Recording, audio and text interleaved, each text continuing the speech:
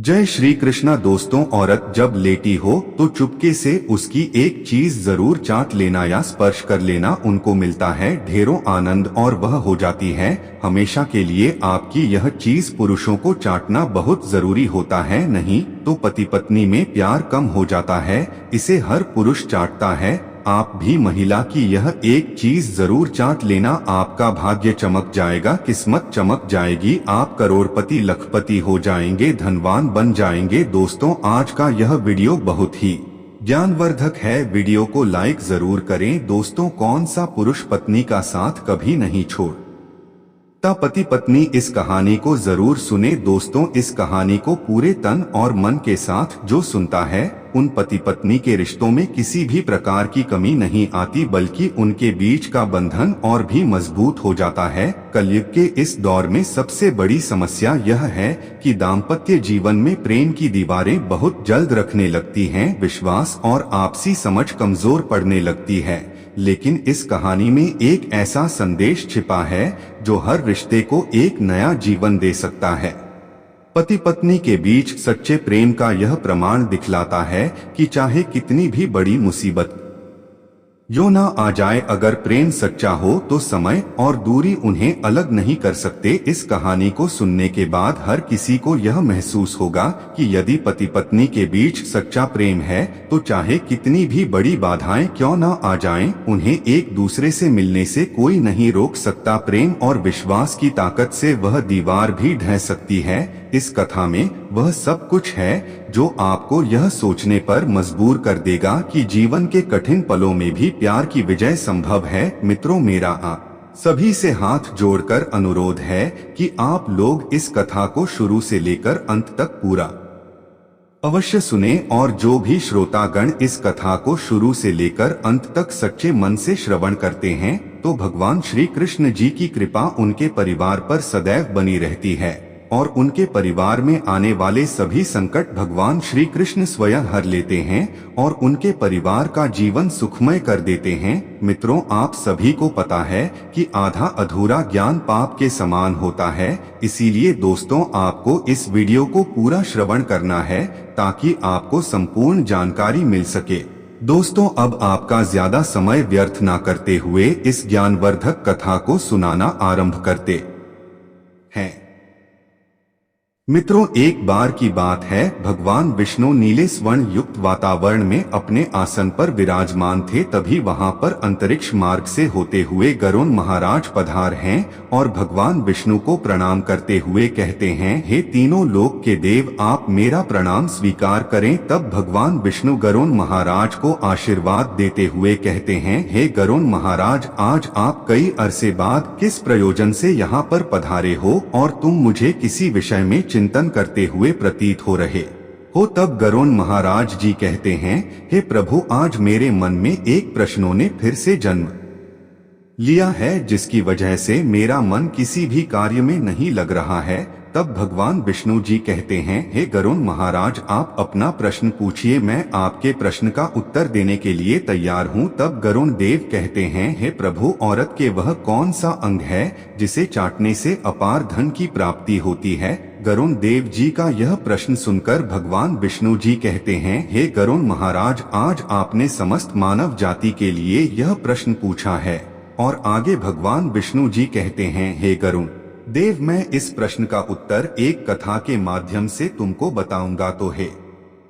गरुड़ महाराज, आप इस कथा को पूरे ध्यान से और कथा को अंत तक सुनना, और जो भी पुरुष इस कथा को सुनने के बाद स्त्रियों के यह अंग चाट लेता है वह कभी भी गरीब नहीं रहता है और उसके घर में सदैव माता लक्ष्मी वास करती है। तब गरुड़ देव कहते हैं, हे प्रभु, आप मुझे वह कथा सुनाइए, मैं उस कथा को शुरू से लेकर अंत तक सुनूंगा। तब भगवान शिव कथा को आगे बताते हुए कहते हैं, तो दोस्तों, कथा को आगे जानने से पहले अभी तक आप लोगों ने वीडियो को लाइक नहीं किया है तो वीडियो को लाइक करके हमारे चैनल धर्म संगम को सब्सक्राइब करें और जय माता लक्ष्मी जरूर कमेंट करें। तो मित्रों, कथा को आगे बताते हुए भगवान विष्णु जी कहते हैं, हे गरुण देव, एक बार की बात, मध्य प्रदेश के एक छोटे से गांव में बजरंग नाम का एक व्यक्ति रहता था। उसकी एक पत्नी थी जिसका नाम सुषमा था। सुषमा देखने में बहुत ही ज्यादा सुंदर थी और वह अपनी पति से बहुत ही ज्यादा घृणा करती थी। इसी कारण बजरंग अपनी पत्नी से बहुत ही ज्यादा परेशान था, क्योंकि उसकी पत्नी बात बात पर हमेशा उसे ताना मारा करती थी, तुम्हारे पास है ही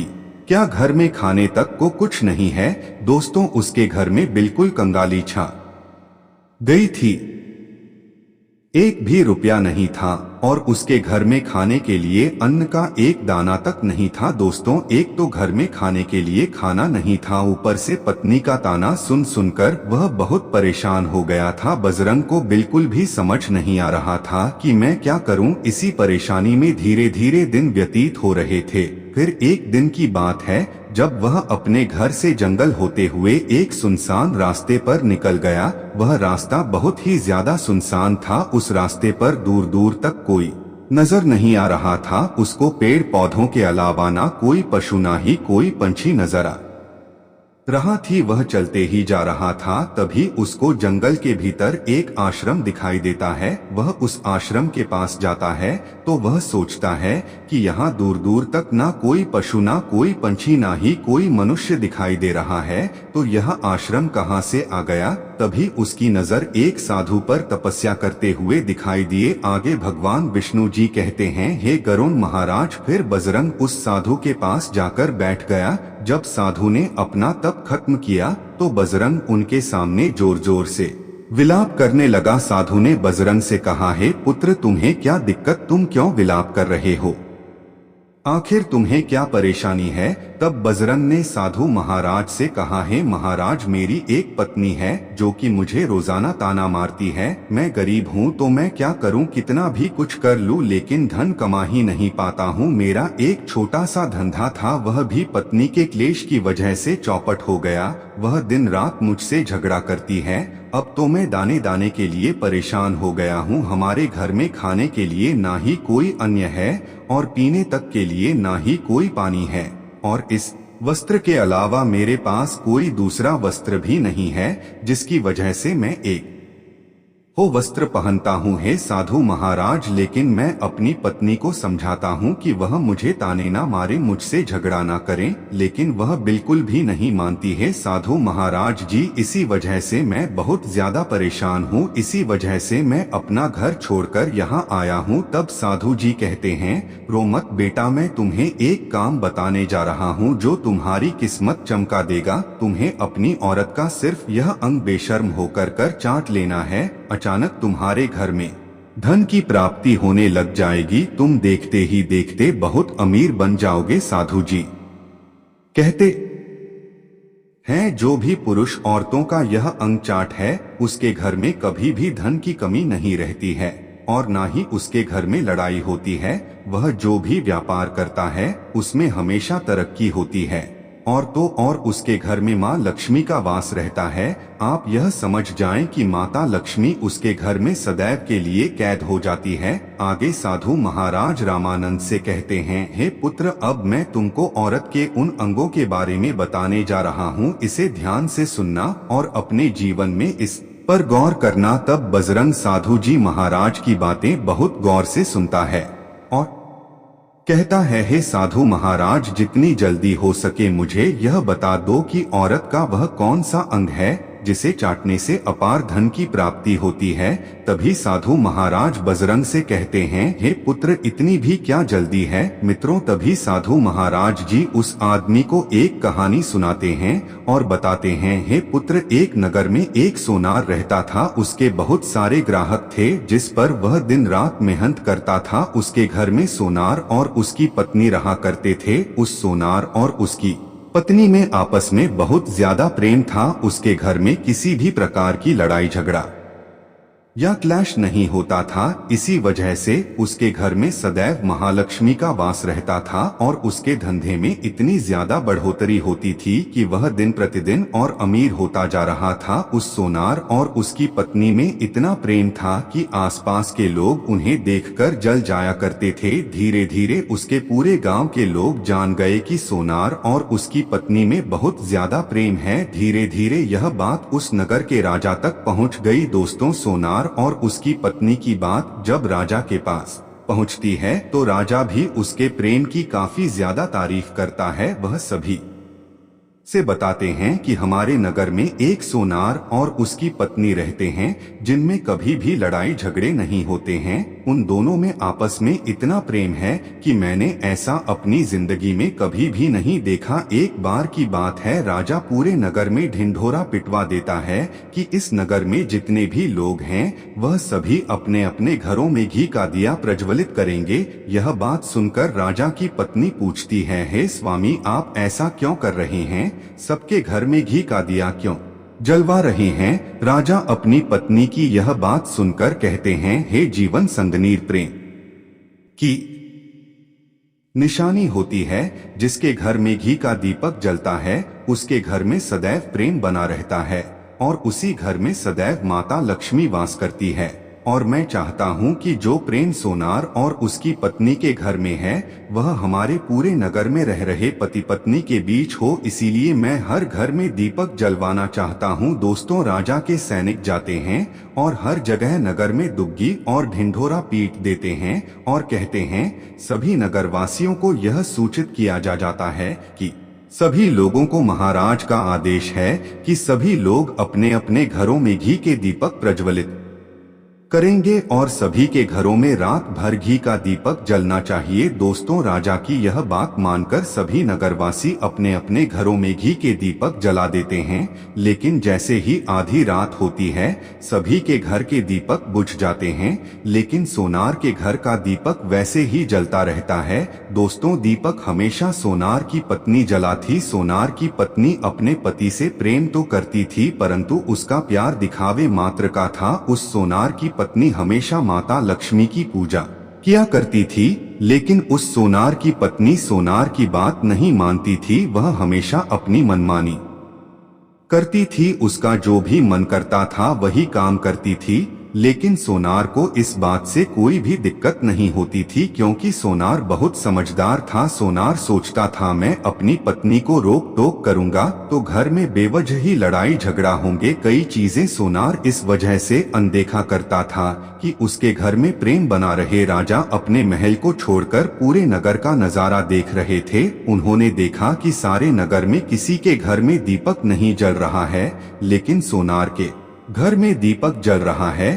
तब राजा अपनी रानी से बोलता है कि देखो, सोनार और उसकी पत्नी के घर में दीपक जगमगा रहा है लेकिन पूरे नगर में कहीं दीपक नहीं जल रहा है। इसी से पता लगता है कि सोनार और उसकी पत्नी में कितना प्रेम है। तब राजा की पत्नी राजा से बोलती है कि जो सोनार और उसकी पत्नी में प्रेम है वह सोनार की पत्नी की वजह से है और इसी वजह से उसके घर में इतना ज्यादा प्रेम है। दोस्तों, जब राजा रानी की बात सुनता है तो कहता है, नहीं, तुम्हारा सोचना गलत है। जो प्रेम सोनार और उसकी पत्नी के बीच में है वह उसकी पत्नी की वजह से नहीं है बल्कि वह सोनार की वजह से है। रानी कहती है कि सोनार की पत्नी बहुत ज्यादा समझदार है, आपका सोचना गलत है और यही वजह है जो कि उनके घर में कभी भी लड़ाई झगड़ा नहीं होता है। राजा कहता है कि सोनार समझदार है और रानी कहती है कि सोनार की पत्नी समझदार है। दोस्तों, इसी तरह कुछ देर तक बहस चलता रहा। इसी बात को लेकर राजा और रानी के बीच काफी झगड़ा हो गया। इसके बाद रानी राजा की दाढ़ी उखाड़ ली और राजा ने रानी को उठाकर पटक दिया। इसके बाद राजा कहता है, हम लोगों को झगड़ा करने की जरूरत नहीं है, क्यों ना हम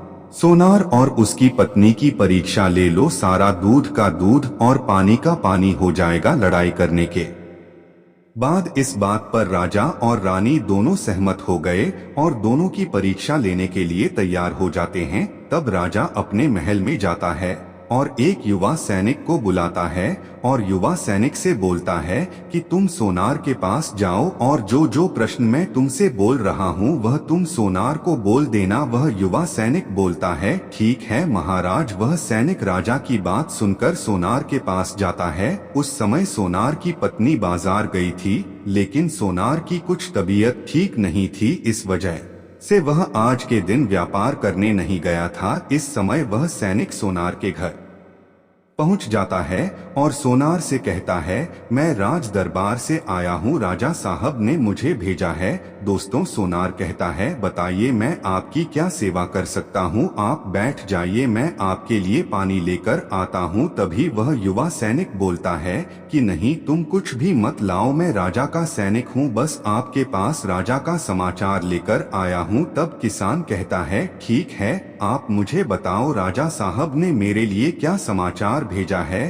सैनिक कहता है सोनार जी, राजा साहब ने यह बोला है कि यदि तुम अपनी पत्नी को जान से देते हो तो राजा जी आपको बहुत सारे हीरे जवाहरात और साथ में तुम्हारे जमीन से 2 गुना ज्यादा जमीन राजा जी आपको गिफ्ट में देंगे। इसके अलावा राजमहल का आधा हिस्सा भी आपको दिया जाएगा। लेकिन मित्रों, सोनार ने जवाब दिया वह सुनने लायक है। सोनार ने कहा राजा जी अपना पूरा राजमहल मुझे क्यों ना दे दे, लेकिन मैं अपनी पत्नी को नहीं छोड़ूंगा, जाओ और अपने राजा से कह दो। सोनार ने ऐसा कहा है। फिर सैनिक वहां से चले जाते हैं और सोनार की सारी बात राजा को कह सुनाते हैं। इस समय रानी वह सैनिक की बात सुन रही थी। सुनने के बाद रानी ने कहा आपने सोनार की तो परीक्षा ले ली है, लेकिन सोनार की पत्नी की परीक्षा नहीं ली है। इस तरह से हम कैसे पता कर सकते हैं कि कौन समझदार है। इसके बाद रानी ने कहा कि अब मैं भी सोनार की पत्नी की परीक्षा लेना चाहती हूँ। जब दोनों की परीक्षा हो जाएगी तभी पता चलेगा कि कौन ज्यादा समझदार है। फिर रानी ने भी एक युवा सैनिक बुलाया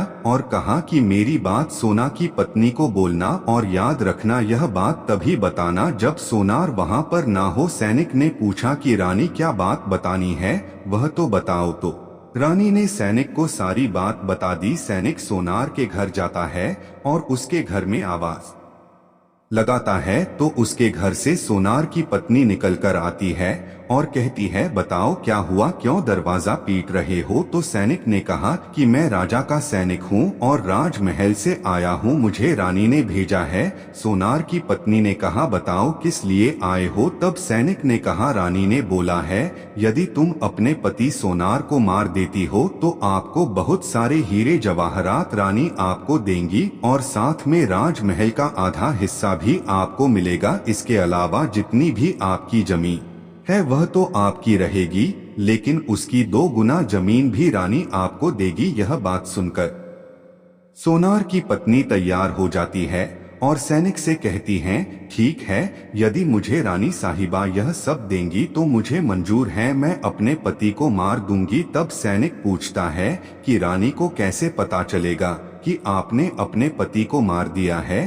तभी सोनार की पत्नी बोलती है मेरे घर में जो दीपक जल रहा है जब मैं सोनार को मार दूंगी तो उसे बुझा दूंगी, तब आपको पता चल जाएगा कि मैंने सोनार को मार दिया है। अब सैनिक सोनार की पत्नी की बात सुनकर राजमहल वापस जाता है और रानी को सारी बात बताता है। सोनार की पत्नी की बात सुनकर रानी बहुत अचंभित हो जाती है। राजा और रानी को स्त्री जाति से नफरत होने लगती है। उसी समय राजा अपने नगर के सभी लोगों को बुलाता है और कहता है कि मैं चाहता हूं कि मेरे और मेरी पत्नी की वजह से सोनार की जान ना जाए। तुम लोग ऐसा करो, उस सोनार के घर जाओ और सारी बातें बता दो और उस सोनार को बचा लो, वरना सोनार की पत्नी उसे मार देगी। इधर सैनिक सोनार के घर जाते हैं और सोचते हैं कि सोनार की पत्नी सोनार को रात में मारेगी और दिया बुझाएगी। इससे पहले ही हम सोनार के घर में पहुंच जाते हैं और सोनार को बचा लेते हैं। दोस्तों, जैसे ही राजा के सैनिक सोनार के घर पहुंचते हैं तो देखते हैं कि सोनार तो मरा पड़ा हुआ है। तो सैनिक सोनार की पत्नी से बोलते हैं कि तुमको तो सोनार को रात में मारने के लिए बोला था, लेकिन आपने अभी सोनार को क्यों मार दिया। तब उस सोनार की पत्नी बोलती है कि सोनार को तो मुझे मारना ही था, रात में तो मुझे सिर्फ दिया ही बुझाना था, इसलिए सोनार को तो मैंने दिन में ही मार दिया है। सभी सैनिक तुरंत ही सोनार के घर से दौड़ते हुए राजमहल जाते हैं और राजा रानी को सारी बातें बताते हैं। राजा और रानी क्रोध से आग बबूला हो जाते हैं। इसके बाद राजा और रानी सोनार की पत्नी को बंदी बनाकर लाने के लिए अपने सैनिक से कहते हैं। सैनिक जाते हैं, सोनार की पत्नी को बंदी बनाकर ले आते हैं। राजा सोनार की पत्नी से पूछता है, ऐसा तुमने क्यों किया, तुम लालची औरत हो, तुम्हें पैसों से प्यार है। तभी सोनार की पत्नी ने जवाब दिया और बताया कि मुझे तो सोनार को पहले ही मारना था, वह तो मैं कोई बहाना ढूंढ रही थी, क्योंकि महाराज सोनार की आदत बहुत ही खराब थी, वह मेरे साथ बहुत खराब व्यवहार किया करता था। तो राजा ने कहा, ऐसा क्या करता था सोनार। तो सोनार की पत्नी ने जवाब दिया, वह सोनार मेरे कान का पिछला हिस्सा अक्सर अपनी जीभ से स्पर्श किया करता था। राजा ने पूछा, यह बताओ, जब आप लोग गरीब थे तब क्या सोनार आपके साथ यह काम करता था। तो सोनार की पत्नी बोलती है, नहीं महाराज, तब ऐसा नहीं करता था। तब राजा ने कहा, मैं समझ गया कि सोनार ऐसा क्यों करता था। उसी समय साधु जी ने बजरंग से पूछा, तुम्हें कुछ समझ में आया, औरत का कौन सा अंग चाटने से लोगों को अचानक धन की प्राप्ति होती है। तो बजरंग ने कहा, नहीं साधु जी, मुझे अभी समझ में नहीं आया। तभी साधु जी कहते हैं, अगर अभी समझ नहीं आया तो मैं फिर से आपको बताता हूँ। सोनार अपनी पत्नी के कान का पिछला हिस्सा अपने जीभ से स्पर्श करता था। हे पुत्र, जो भी पुरुष औरत का यह हिस्सा अपनी जीभ से स्पर्श करता है, उसके किस्मत के द्वार खुल जाते हैं, उसे अचानक धन की प्राप्ति होती है। ऐसा इसीलिए होता है क्योंकि औरत के कान के पिछले हिस्से में माता लक्ष्मी का वास होता है। जब आप ऐसा करते हैं तो माता लक्ष्मी आपसे प्रसन्न हो जाती है और आपको अपार धन देती है। और आपने एक बात तो जरूर सुनी होगी, औरतें माता लक्ष्मी का रूप मान जाती है। यही वजह है इस संसार में जो भी मनुष्य यज्ञ पवित्र का करता है उसका घर धन से भर जाता है, जो कि इस कहानी में सोनार भी अपनी पत्नी के साथ करता था। लेकिन आप जब भी ऐसा काम करें तब आपको अपनी पत्नी को पूरी बात बता देनी चाहिए, अन्यथा आपके जीवन में ऐसा अनर्थ भी हो सकता है। मित्रों, आगे भगवान विष्णु जी कहते हैं, हे गरुण महाराज, आपको आपके सभी प्रश्नों के उत्तर मिल गए होंगे। तब गरुण देव कहते हैं, हे प्रभु, मुझे मेरे प्रश्नों के उत्तर मिल गए हैं। अब मैं इस रहस्य को पूरे मानव जाति में विख्यात करूंगा और इसी रहस्य के कारण सभी की गरीबी दूर हो जाएगी और उसके घर में माता लक्ष्मी सदैव वास करती है। तो मित्रों, अगर यह कथा आप सबको अच्छी लगी हो तो कमेंट्स में जय माता लक्ष्मी जरूर लिखकर कमेंट कर देना। और मित्रों, आप सभी लोग अभी तक वीडियो को लाइक नहीं किया है तो वीडियो को लाइक करके चैनल को सब्सक्राइब करें और साथ में बेल नोटिफिकेशन को ऑल पर अवश्य सिलेक्ट करें। और दोस्तों, इस कथा की एक एक पंक्ति आपको समझ आई होगी और कथा पसंद भी आई होगी। तो दोस्तों, फिर मिलते हैं किसी अन्य ज्ञानवर्धक वीडियो वाली कथा में। तब तक के लिए धन्यवाद।